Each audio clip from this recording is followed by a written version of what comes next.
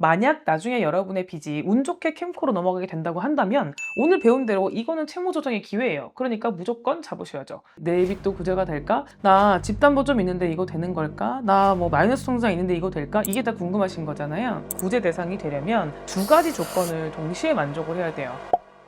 자, 여러분 반갑습니다. 대한민국의 모든 금융 정책을 가장 쉽게 꿰뚫어보고 설명해 드립니다. 회생 일타 강사 이서영 변호사입니다. 오늘 정말 많은 분들이 헷갈려하고 또 잘못된 기대로 부풀어 있는 주제를 들고 왔습니다. 바로 배드뱅크입니다. 자, 그동안 소문만 무성했던 정부의 배드뱅크 출범이 드디어 확정되었습니다. 바로 다음 달 10월 1일 추석 연휴 직전에 전격 가동된다고 하는데요. 16조나 되는 빚을 탕감해준다고 하고 7년 이상 장기 연체자를 구제한다고 하니까 지금 인터넷에 아주 기사들이 쏟아지고 있어요. 이걸 보고 와, 내 빚도 이제 다 없어지는구나 이렇게 기대하는 분들이 분명히 계실 겁니다. 뉴스에서 보니까 정부에서 어려운 사람들 빚 다 없애준다고 하던데 그러면 내 빚도 탕감 받을 수 있는 거 아니냐? 요즘 이런 질문을 제가 정말 많이 받습니다.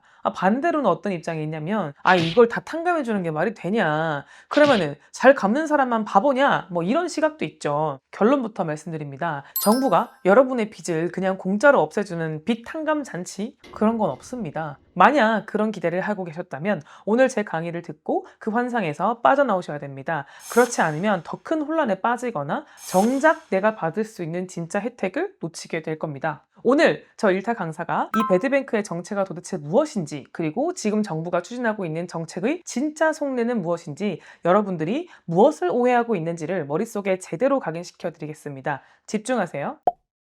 자, 언론 보도에 나온 팩트부터 한번 정리를 해보죠. 언제 시행된다고요? 25년도 10월 1일부터인데요. 원래는 8월에 시행된다고 했던 게 이제 조금 정비가 되면서 이제 두 달 정도 밀렸어요. 그러면은 이거는 어디서 누가 시행을 할까요? 여러분 캠코라고 들어보셨어요? 한국자산관리공사라고 하는 연체하신 분들은 조금 아실 수도 있는데 정부 기관입니다. 이 채무를 조금 5년, 10년 미루게 되면 이게 다 모이는 좀 창고 같은 그런 기관이라고 보시면 돼요. 개인만 있는 건 아니고요. 기업 대출이나 이런 것들을 모두 다루는 기관입니다. 그럼 뭘 탕감을 해주나요? 금융권이 가진 장기 연체 개인 채권. 캠코는 제가 기관도 다룬다고 했지만 이번 대상은 장기 연체 개인 채권을 사들여서 채무 조정을 해준다고 해요. 규모는요? 무려 대상자가 113만 명이라고 해요. 7년 이상 장기 연체자가 이렇게나 많나? 놀라운 숫자죠. 그리고 이 해당되시는 분들의 전체 빚 규모는 바로 16조 4천억이라고 해요. 원금이 이 정도라고 하는 거니까 사실 실제로는 이걸 채권을 매입했을 때 규모는 그렇게 많지는 않겠죠. 핵심은 나라에서 오랫동안 빚 때문에 고통받는 분들을 딱 집어서 이번 기회에 빚의 굴레에서 벗어나서 다시 경제활동을 할 수 있도록 국가 차원에서 도와주겠다라는 겁니다. 자, 여기서부터가 사실 진짜 중요한데요. 정부에서 이런 걸 하는 게 중요한 게 아니라 그럼 나 빚이 좀 있는데 나한테도 해당이 될까? 내 빚도 구제가 될까? 나 집담보 좀 있는데 이거 되는 걸까? 나 뭐 마이너스 통장 있는데 이거 될까? 이게 다 궁금하신 거잖아요. 이번 배드뱅크의 구제 대상이 되려면 두 가지 조건을 동시에 만족을 해야 돼요. 그러니까 하나만 충족하는 걸로는 부족하다는 거죠. 첫 번째는 연체 기간. 연체 기간이 최소 7년.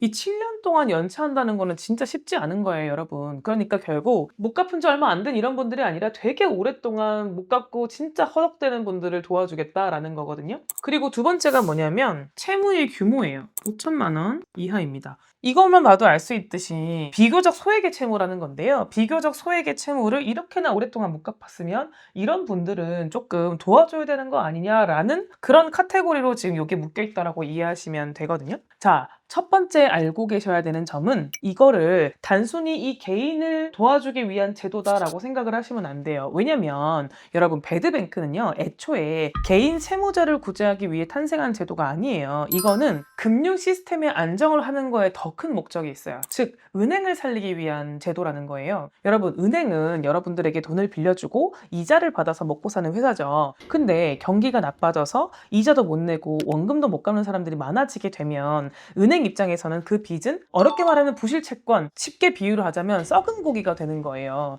근데 은행 창고에 이런 썩은 고기들이 계속 쌓여 있으면 좋은 고기가 계속 쌓여서 돈이 들어와야 되는데 이자가 들어와야 또 그걸로 은행이 마진을 받게 되는데 돈을 많이 빌려줬더니 그게 다 돈이 안 돌아오고 다 썩어버린 거예요. 그러면 결국 어떻게 될까요? 극단적으로는 은행 전체가 썩어서 문을 닫아야 될 수도 있잖아요. 이때 정부나 공공기관이 나서서 배드뱅크라는 특수 창구를 만들어서 부실 채권을 헐값에 사들여서 대신 처리해 주는 거예요. 그러면 은행은 이 부실한 채권을 치웠으니까 깨끗한 재무 상태로 다시 대출을 빌려줄 수 있게 되는 거죠. 그러니까 결국 재무 건전성 때문에 이렇게 제도를 운영한다고 보셔야 되는 거예요. 핵심은 이겁니다. 배드뱅크의 1차 목표는요, 은행의 구제이지 개인 탕감이 아니에요. 이걸 먼저 머리에 넣어두셔야 정책을 제대로 이해할 수 있습니다. 2025년 정부 배드뱅크 정책의 진짜 목표는요, 현재 고금리, 고물가로 힘든 분들이 늘어나면서 은행의 부실 채권이 무시할 수 없을 정도로 급증할 위험이 커졌다는 거예요. 특히 자영업자 지금 100만 명 폐업시다라고 하죠.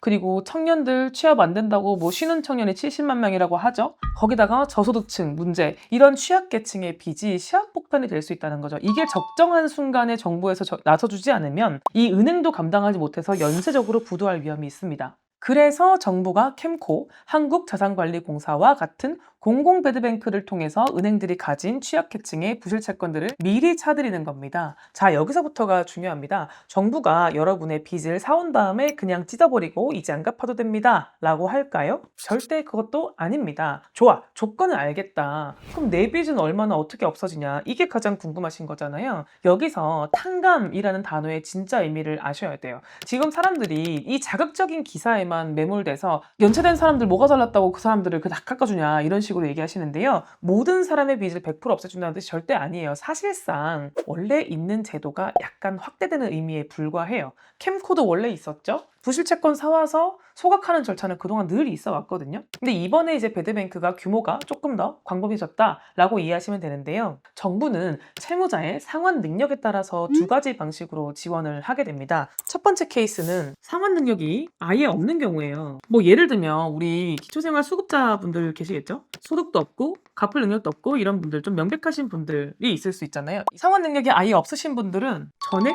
면제입니다. 다 소각을 시켜줘요. 그럼 두 번째는요, 상환 능력이 어느 정도 있다고 판단되시는 분들이에요.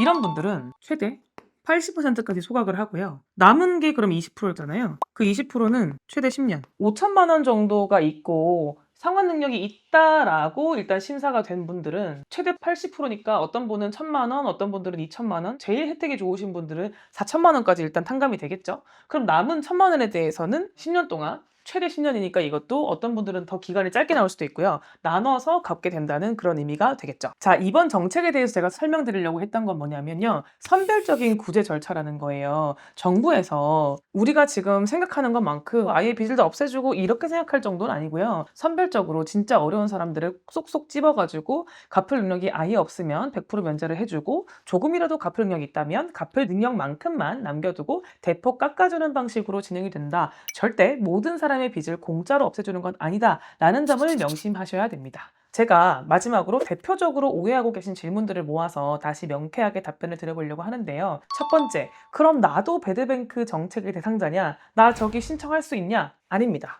이건 여러분들이 직접 신청하는 제도가 아니에요. 정부에서 이 제도는 정부가 이제 금융권의 그 부실도를 해결하기 위한 거라고 그랬잖아요. 그래서 정부가 은행과 함께 거래를 해서 여러분의 빚이 은행의 판단 하에 부실채권으로 분류가 되고 그것이 캠코의 매입 대상이 되어야만 비로소 여러분은 캠코와 채무조정 협상을 시작할 수 있게 되는 겁니다. 즉, 여러분의 의지와 상관없이 자동으로 편입되거나 은행이 팔지 않으면 해당 사항이 없는 구조입니다. 두 번째, 기다리면 제 빚이 알아서 해결이 될까요? 절대 안 됩니다. 이게 가장 위험한 생각인데요. 정부가 뭐 해준다고 하는 이 그 대충 카더라 이런 것만 듣고 막연한 기대로 지금 내 아들 이자를 안 내거나 이렇게 극단적으로 버티면 어떻게 될까요?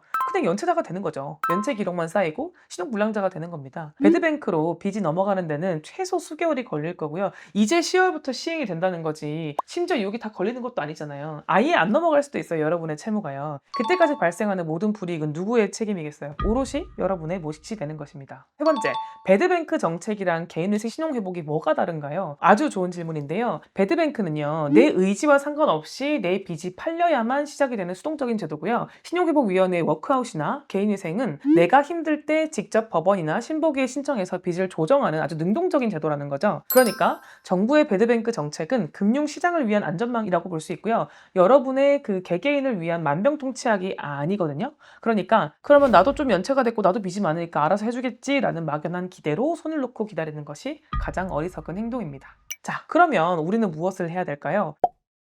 오늘 배드뱅크의 가장 중요한 목적에 대해서 제가 설명을 드려봤거든요. 이제 뜬구름 잡는 소리는 잊어버리시고 현실적인 대안에 집중하셔야 됩니다. 내 빚은 내가 관리한다. 정부 정책만 기다리면서 연체하는 것은 어리석은 행동입니다. 현재 감당하기가 어렵다면 즉시 적절한 제도를 찾아서 전문가와 상담을 시작해야 됩니다.